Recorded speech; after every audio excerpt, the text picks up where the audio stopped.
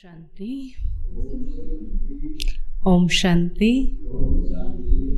आज है 15 अक्टूबर 2021 के साकार महावाक्य। कल बाबा ने रामायण और महाभारत का आपस में संबंध बताया था कि अभी रावण राज्य समाप्त होने के लिए बाबा कहते महाभारत जरूरी है और महाभारत से पहले गीता ज्ञान जरूरी है। आज बाबा याद के लिए हमको पुरुषार्थ कराते हैं। बाबा कहते मीठे बच्चे, कर्म करते स्वयं को आसिक समझ। कर्म करते स्वयं को आसिक समझ, एक मुझ माशूक को याद करो। एक मुझ माशूक को याद करो। याद से ही तुम पावन बन पावन दुनिया में जाएंगे। याद से ही तुम पावन बन पावन दुनिया में जाएंगे। प्रश्न है, महाभारत लड़ाई के समय पर, महाभारत लड़ाई के समय पर तुम बच्चों को बाप का कौन सा हुक्म व फरमान मिला हुआ है? महाभारत लड़ाई के समय पर तुम बच्चों को बाप का कौन सा हुक्म अर्थात आज्ञा व फरमान मिला हुआ है? उत्तर है, बच्चे बाप का हुक्म व फरमान है। बच्चे बाप का हुक्म व फरमान है, देही अभिमानी बनो। देही अभिमानी बनो। सबको संदेश दो। सबको संदेश दो कि अब बाप और राजधानी को याद करो। कि अब बाप और राजधानी को याद करो।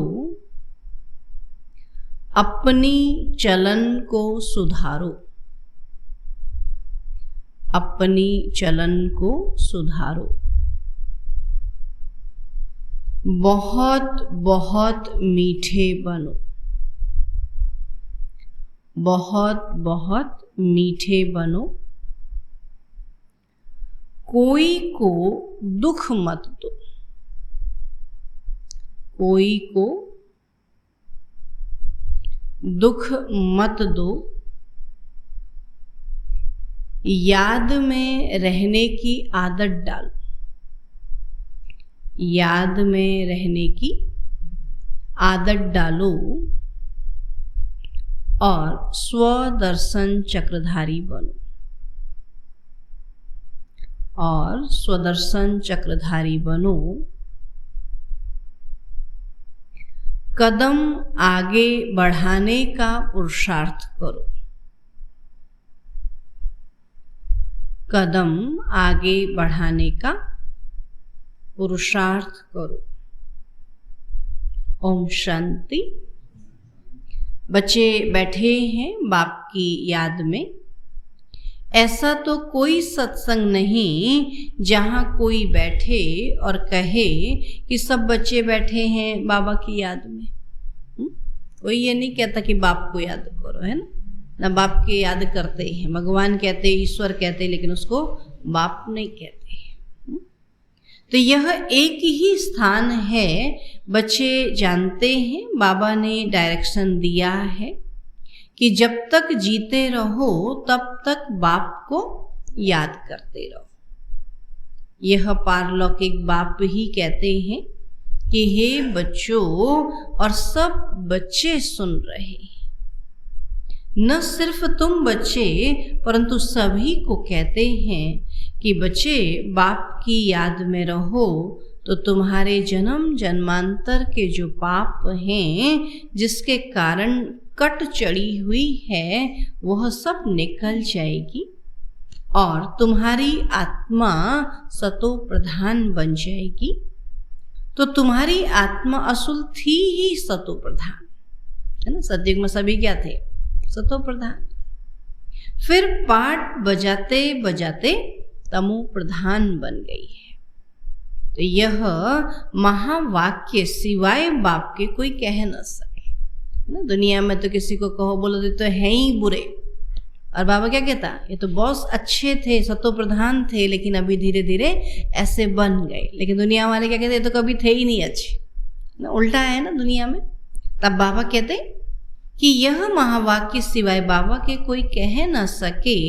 लौकिक बाप के करके 2-4 बच्चे होंगे, उन्हों को कहेंगे राम राम कहो या पतित पावन सीताराम कहो, अथवा कहेंगे कि श्री कृष्ण को याद करो। ऐसे नहीं कहेंगे कि हे बच्चों अब मुझ बाप को याद करो, और बाप तो घर में है, याद करने की बात ही नहीं। तो यह बेहद का बाप कहते हैं जीव की आत्माओं को, तो आत्माएं ही बाप के सामने बैठी हुई हैं। हम सब क्या है? आत्माएं हैं ना। भले शरीरों में बैठे हैं लेकिन है तो आत्मा। तो आत्मा ही बाबा के सामने बैठी हुई है। तो आत्माओं का बाप एक ही बार आते हैं। 5000 वर्ष के बाद आत्माएं और परमात्मा मिलते हैं। तो बाबा कहते हैं मैं कल्प कल्प आकर यह पाठ पढ़ाता हूँ कि हे बच्चों तुम मुझे याद करते आए हो कि हे पतित पावन आओ, तो मैं आता हूँ जरूर, नहीं तो याद कहाँ तक करते रहेंगे। लिमिट तो जरूर होगी ना। बाबा कहते याद करने की लिमिट तो जरूर होगी ना। मनुष्यों को यह पता नहीं है कि कलयुग की लिमिट कब पूरी होती है। तो यह भी बाप को ही बताना पड़े। बाप बिगड़ तो कोई कहेंगे नहीं कि हे बच्चे मुझे याद करो। कहेगा कोई मुझे याद करो? आप कह सकते मुझे याद करो? नहीं। बाबा कहते कोई नहीं कह सकता मुझे याद करो। मुख्य है ही याद की बात। तो रचना के चक्र को भी याद करना बड़ी बात नहीं है ना। सृष्टि चक्र जान लिया, उसको याद करना क्या बड़ी बात है? वो तो दिमाग में बैठ गया, अभी तो ये मेहनत कुछ नहीं। सिर्फ बाबा को याद करने में मेहनत लगती है ना, क्योंकि वो बहुत सूक्ष्म अति सूक्ष्म बिंदु है ना, और सुप्रीम पावर है। तो उनको याद करने में ही मेहनत लगती है। तो बाप कहते हैं कि आधा कल्प है भक्ति मार्ग और आधा कल्प है ज्ञान मार्ग। तो ज्ञान की प्रारब्ध तुमने आधा कल्प पाई है, फिर आधा कल्प भक्ति की प्रारब्ध, तो वह है सुख की प्रारब्ध। ज्ञान की प्रारब्ध सुख की है, और वह है दुख की प्रारब्ध। तो दुख और सुख का खेल बना हुआ है। नई दुनिया में सुख और पुरानी दुनिया में दुख है। तो मनुष्यों को इन बातों का कुछ भी पता नहीं है। कहते भी हैं कि हमारे दुख हरो सुख दो। भगवान को याद करते और कहते हमारे दुख हरो, हमको सुख दो। आधा कल्प रावण राज्य चलता है। तो ये भी किसी को पता नहीं है, रावण क्या है ये भी नहीं पता। सिवाय बाबा के और कोई दुख मिटा नहीं सकता ना। बाबा के सिवाय बाबा के कोई अपनी याद दिला नहीं सकता, और सिवाय बाबा के कोई दुख नहीं मिटा सकता। शरीर की बीमारी आदि डॉक्टर मिटाते हैं तो वह हो गया अल्पकाल के लिए। एक जन्म की बीमारी खत्म करेंगे ना, खत्म भी कहाँ करते, दबा देते। अब यह तो है स्थायी आधा कल्प के लिए। आधा कल्प बाबा कहते फिर कोई विकार नहीं होंगे। नई दुनिया को स्वर्ग कहा जाता है और जरूर वहां सब सुखी होंगे। यहाँ तो सब दुखी हैं और वहां सब सुखी होंगे। फिर बाकी इतनी सब आत्माएं कहाँ होंगी? परमधाम। तो ये कोई के भी ख्याल में आता ही नहीं ना। जब उनको कहते हैं ना सतयुग में 9 लाख आत्माएं थी, तो उनको होता है फिर इतनी सारी कहाँ से आई, है ना। तो बाबा कहते आत्माओं का घर परमधाम है, वहां से आती रहती। तो तुम जानते हो यह नई पढ़ाई है और पढ़ाने वाला भी नया है। वैसे तो पुराना है, लेकिन दुनिया वालों के लिए क्या है? नया है।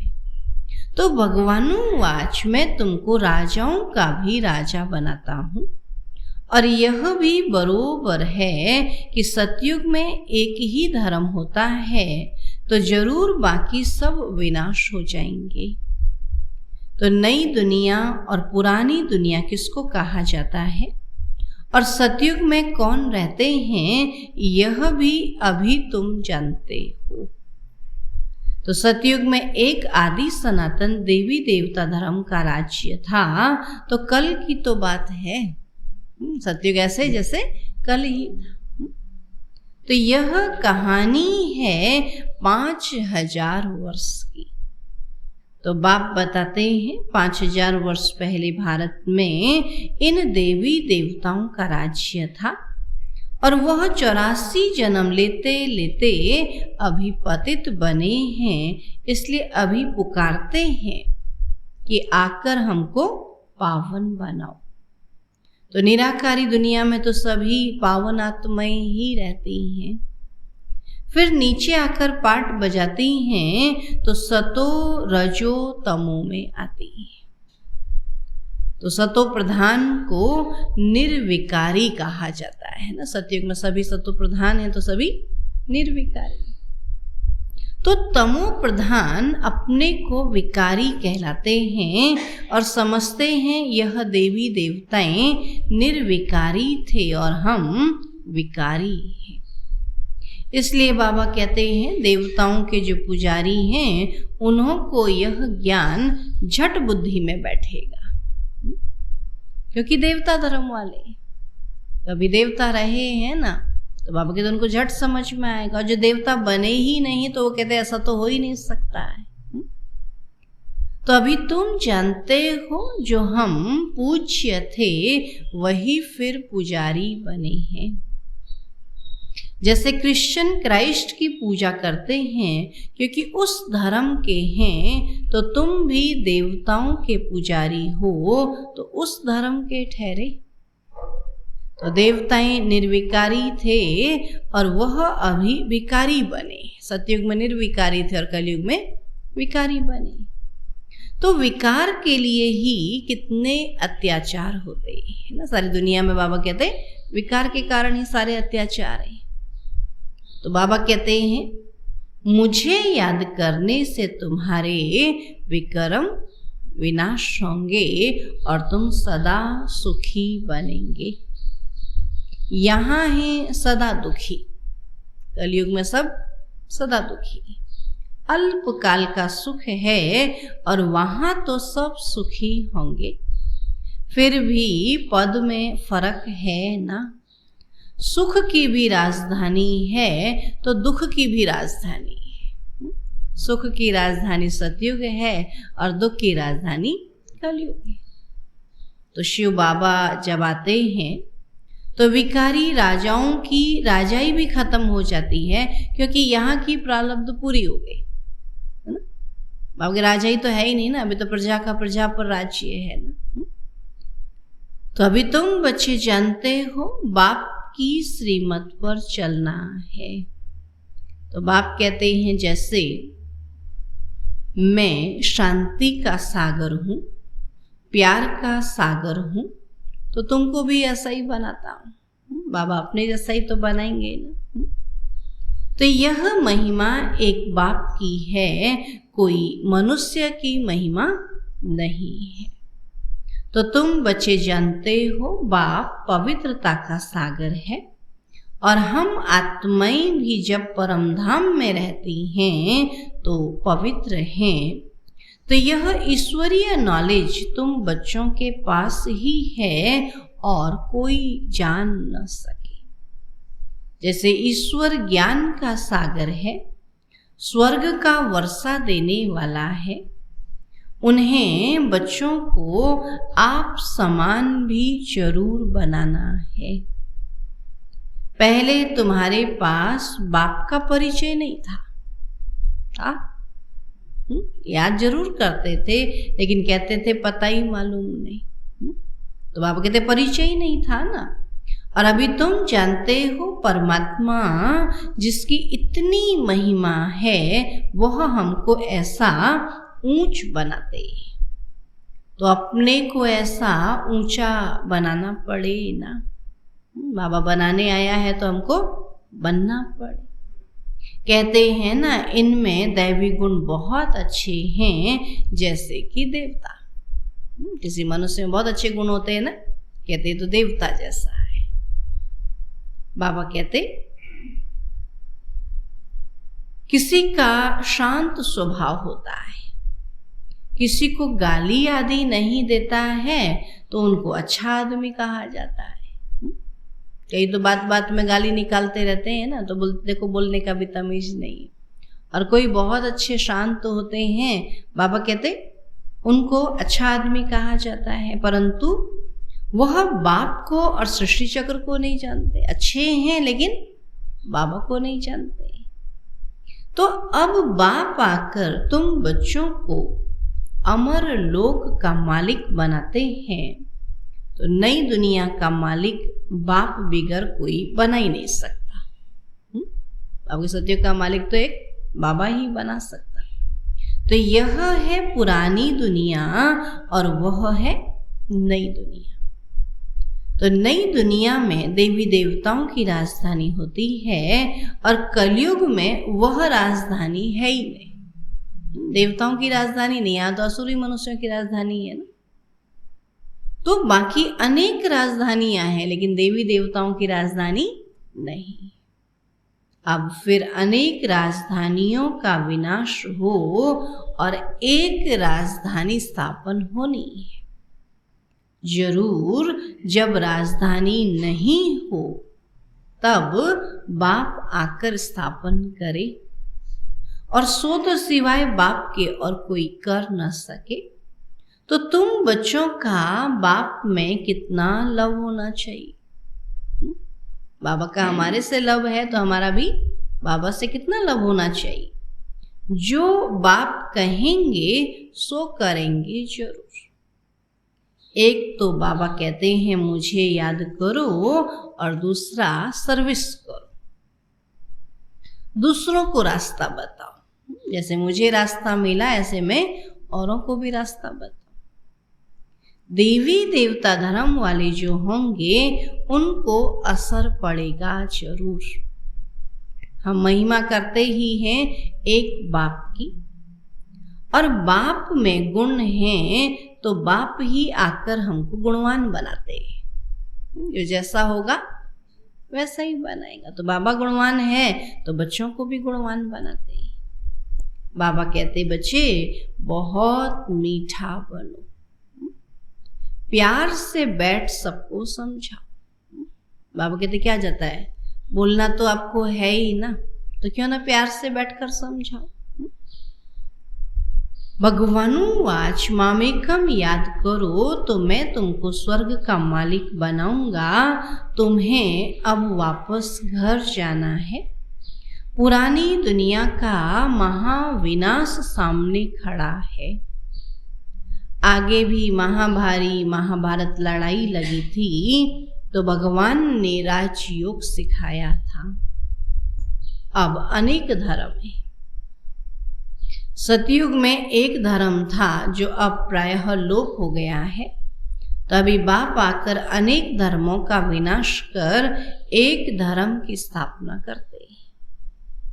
बाबा समझाते हैं मैं यह यज्ञ रचता हूँ, अमरपुरी जाने के लिए तुमको अमर कथा सुनाता। अमर लोक जाना है तो मृत्यु लोक का जरूर विनाश होगा। सुना? अब कहते हैं अमर दुनिया में जाना है तो इस मृत्यु लोक का जरूर विनाश होगा, तभी तो यही अमर लोक बनेगा ना। तो बाप है ही नई दुनिया का रचयिता, तो बाप को जरूर यहाँ ही आना पड़े। और अभी तो विनाश ज्वाला सामने खड़ी है, फिर समझेंगे तो आप सच कहते हो कि बरोबर यह वही महाभारत लड़ाई है और यह नामी ग्रामी है। तो जरूर इस समय भगवान भी है। जब महाभारत लड़ाई का सुनते हैं, देखते हैं तो समझते हैं ना कि महाभारत से पहले भगवान ने ज्ञान सुना तो जरूर भगवान भी आया होगा। तो लड़ाई को देखते फिर वो भगवान को समझते। तो जरूर इस समय भगवान भी है। तो भगवान कैसे आता है यह तो तुम बता सकते हो। तुम सबको बताओ कि हमको डायरेक्ट भगवान समझाते हैं, है ना। उनको ये समझने में मेहनत लगती है, समझते शायद कोई देहधारी होगा। निराकार की समझ तो बहुत देर से आते हैं, हमको कितने देर से समझ में आई, है ना। तब बाबा कहते कि हमको तो डायरेक्ट भगवान समझाते हैं और वह कहते हैं कि तुम मुझे याद करो। और सतयुग में तो सभी सतो प्रधान है, अभी तमो प्रधान हैं और अब फिर सतो प्रधान बनो, तब मुक्ति और जीवन मुक्ति में जाओ। तो बाबा कहते हैं सिर्फ मेरी याद से ही तुम सतो प्रधान बन, सतो प्रधान दुनिया का मालिक बन जाएंगे। कुछ नहीं मेहनत करनी है, बस एक बाबा को ही याद करना है, एक बाबा को ही देखना है, बाबा को ही सुनना है, तो क्या बन जाएंगे? बाबा जैसा बन जाएंगे, सतो प्रधान बन जाएंगे ना। लेकिन हम क्या करते हैं? बाबा के सिवा बहुतों को देखते हैं, है ना। बाबा के बच्चों को तो देखते ही देखते हैं, लेकिन दुनिया में भी अनेकों को देखते हैं, है ना। तब फिर क्या होता है? कहीं ना कहीं अंदर में कमी कमजोरी आ जाती है। क्योंकि जो देखते हैं ना, जैसे किसी चीज को टच करोगे तो क्या होगा? उसका रंग कहीं ना कहीं लग जाता है। ऐसे ही जैसे मनुष्यों को टच करोगे, अर्थात बुद्धि से टच करोगे, तो वैसा ही अपने अंदर संस्कार आ जाता है। फिर क्या कहते हैं? हम तो बाबा को याद करते हैं, लेकिन देखो क्या हम बाबा को ही याद करते हैं या बाबा को भी याद करते हैं? एक बाबा को ही याद करना है और किसी को याद नहीं करना। तो जैसे जैसे बच्चों को याद करते हैं, संबंधियों को याद करते हैं, जिससे हमारा कनेक्शन है उनको याद करते हैं, तो कहीं ना कहीं उनसे संस्कार ले लेते हैं ना। किसी में लोभ का है, किसी में सजने संवरने का है, किसी में खाने का, तो वो भी हम लेते जाते हैं। हम बाबा को भूल जाते हैं उस समय। तो इसलिए धीरे धीरे क्या होता है? हमारे संस्कार चेंज हो जाते हैं। बोला पहले तो मैं ऐसा नहीं था, लेकिन इनको देखा तो हमने ऐसा सीख लिया। तब बाबा कहते कि सिर्फ मेरी याद से ही तुम सतो प्रधान बन, सतो प्रधान दुनिया का मालिक बन जाएंगे। तो हम रूहानी पंडे हैं, यात्रा करते हैं मन मना भाव की। तो बाप आकर ब्राह्मण धर्म, सूर्यवंशी चंद्रवंशी धर्म स्थापन करते हैं। तो बाबा कहते हैं मुझे याद नहीं करेंगे तो जन्म जन्मांतर के पापों का बोझा उतरेगा ही नहीं। तो यह बड़े ते बड़ा फुरना है। चिंता है वो है बाबा को याद करने की, है ना। कर्म करते, धंधा करते मेरे आशिक, मुझ माशूक को याद करो। हर एक को अपनी पूरी संभाल करनी है। बाप को याद करो, कोई पतित काम नहीं करो। घर घर में बाप का संदेश देते रहो कि भारत स्वर्ग था, लक्ष्मी नारायण का राज्य था और अभी नर्क है। तो नर्क के विनाश के लिए यह वही महाभारत लड़ाई है। और अब देही अभिमानी बनो, बाप का फरमान है, मानो या न मानो। ये बाबा का आदेश है, हुक्म है, आज्ञा है। अब भगवान की आज्ञा ना मानेंगे तो फिर क्या होगा? बाप कहते मानो या ना मानो, हम तो आए हैं तुमको संदेश सुनाने। बाप का हुक्म है कि सबको संदेश सुनाओ। सोचो, तो हमने कितनों को संदेश दिया? हमको हुक्म है संदेश सुनाओ, है ना। बाबा कहते फिर वो सुने या ना सुने, उनको भी बाबा ने हुक्म दे दिया। फिर अंत में कहेंगे हाँ बाबा संदेश तो मिला था, फिर पछताएंगे तो उस समय अपनी ही गलती कहेंगे ना, उस समय भगवान की गलती नहीं कहेंगे। अभी तो क्या कहते भगवान तूने ऐसा किया, भगवान तूने ऐसा किया ना। तब बाबा कहते सबको संदेश सुनाओ। बाप से पूछते हैं कि बाबा कौन सी सर्विस करें? तो बाबा कहते हैं संदेश देते रहो, बाप को याद करो, राजधानी को याद करो, अंतमति सुगति हो जाएगी। मंदिरों में जाओ, गीता पाठशालाओं में जाओ, आगे चलकर तुमको बहुत मिलते रहेंगे और तुमको उठाना है देवी देवता धर्म वालों, जो देवताओं को मानते हैं। बाबा के तो उनको समझाना है। बाप समझाते हैं कि बहुत बहुत मीठे बनो, खराब चलन होगी तो पदभ्रष्ट हो जाएगा। कोई को दुख मत दो, टाइम बहुत थोड़ा है। और बिलव्ड बाप को याद करो ना, जो प्यारे ते प्यारा बाप है उसको प्यार से याद करो, जिससे स्वर्ग की राजाई मिलती है। कोई की मुरली नहीं चलती तो सीढ़ी के चित्र के सामने बैठ सिर्फ यह ख्याल करो कि ऐसे ऐसे हम जन्म लेते हैं ना। शुरू में मुरली नहीं मिल पाती थी किसी को, तो बाप कहते आपके पास चित्र हैं ना, तो उनके आगे बैठ करके उनको देखो, उसको समझो, अंदर में रिवाइज करो कि ऐसे चक्र फिरता रहता है तो आप पे ही वाणी खुल जाएगी। एक बार सुनाएंगे, 2 बार सुनाएंगे, फिर धीरे धीरे आवाज खुल जाएगी। तो जो बात अंदर आती है वह बाहर जरूर निकलती है। अगर अंदर में अच्छा ज्ञान होगा तो बाहर भी सुनाएंगे ना। बाबा कहते याद करने से हम पवित्र बनेंगे और नई दुनिया में राज्य करेंगे। तो हमारी अब चढ़ती कला है, तो अंदर खुशी होनी चाहिए कि हम मुक्ति धाम में जाकर फिर जीवन मुक्ति में आएंगे। तो बड़ी जबरदस्त कमाई है। धंधा धोरी भल करो, सिर्फ बुद्धि से याद करो, और याद की आदत पड़ जानी चाहिए। क्या कहता है आज बाबा? याद की आदत पड़ जानी चाहिए कि हमको तो इस समय याद करना है ना। स्वदर्शन चक्रधारी बनना है। चलन खराब होगी तो फिर धारणा नहीं होगी, तो कैसे याद करेंगे? बाबा कहते किसी को समझा ही नहीं सकेंगे। जब अपने अंदर धारणा नहीं होगी फिर दूसरे को भी नहीं कह सकते कि ऐसे करो। कदम आगे बढ़ाने का पुरुषार्थ करना चाहिए, पीछे नहीं आना चाहिए, है ना। गाड़ी हमेशा आगे चलते अच्छी लगती, पीछे आते अच्छी लगती है। पीछे आते बोले क्या हो गया, पीछे क्यों आ रहा है। जैसे ज्ञान मार्ग में सदा आगे बढ़ते ही अच्छा लगता, पीछे आते बाबा कहते नहीं अच्छा लगता। पीछे नहीं आना चाहिए। प्रदर्शनी में सर्विस करने से बहुत खुशी होगी। सिर्फ बताना है कि बाप कहते हैं कि मुझे याद करो। देहधारियों को याद करने से भी कर्म बनेंगे। वर्षा देने वाला मैं हूँ और मैं सबका बाप हूँ, और मैं ही आकर तुमको मुक्ति जीवन मुक्ति में ले जाता हूँ। प्रदर्शनी मेले में सर्विस करने का बहुत शौक होना चाहिए। सर्विस में अटेंशन देना चाहिए।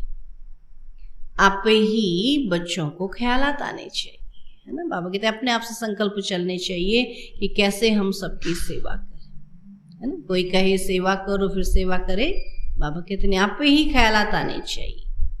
अच्छा, मीठे मीठे सिकील अधे बच्चों प्रति माता पिता बाप दादा का याद प्यार और गुड मॉर्निंग। रूहानी बाप की रूहानी बच्चों को नमस्ते। हम रूहानी बच्चों की रूहानी बाप दादा को नमस्ते नमस्ते नमस्ते। धारणा के लिए मुख्य सार है, एक बाप में ही पूरा लव रखना है। एक बाप में ही पूरा लव रखना है। सबको सच्चा रास्ता बताना है। सबको सच्चा रास्ता बताना है। धंधा आदि करते अपनी पूरी संभाल करनी है। धंधा आदि करते अपनी पूरी संभाल करनी है। एक की याद में रहना है। एक की याद में रहना है। दूसरा पॉइंट है, सर्विस करने का बहुत बहुत शौक रखना है। सर्विस करने का बहुत बहुत शौक रखना है। अपनी चलन को सुधारना है। अपनी चलन को सुधारना है। स्वदर्शन चक्रधारी बनना है। स्वदर्शन चक्रधारी बनना है। वरदान है, करण करावन हार की स्मृति द्वारा,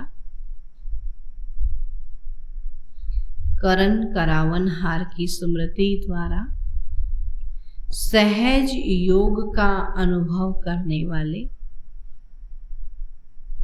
सहज योग का अनुभव करने वाले सफलता मूर्त भव। सफलता मूर्त भव। करण करावन हार की स्मृति द्वारा सहज योग का अनुभव करने वाले सफलता मूर्त भव। बाबा कहते, कोई भी कार्य करते यही स्मृति रहे कि इस कार्य के निमित्त बनाने वाला बैकबोन कौन है।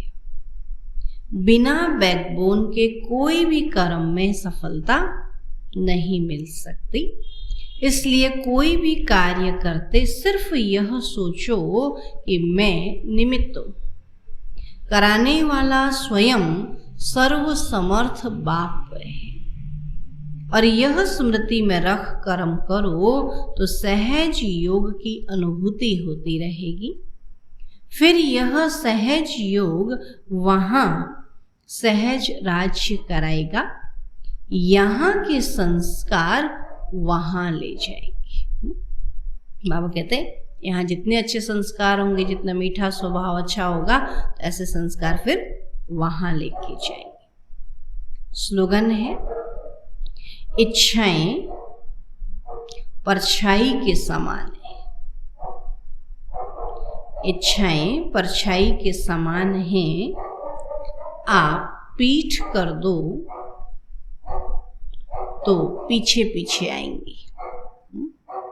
आप पीठ कर दो तो पीछे पीछे आएंगे ना। इच्छाओं को अगर आगे कर दोगे तो क्या होगा, वो आगे आगे आपकी इच्छाओं की तरफ मुंह करते हैं तो आगे आगे भागती है, और पीठ कर दो तो वो पीछे पीछे आती है। अच्छा,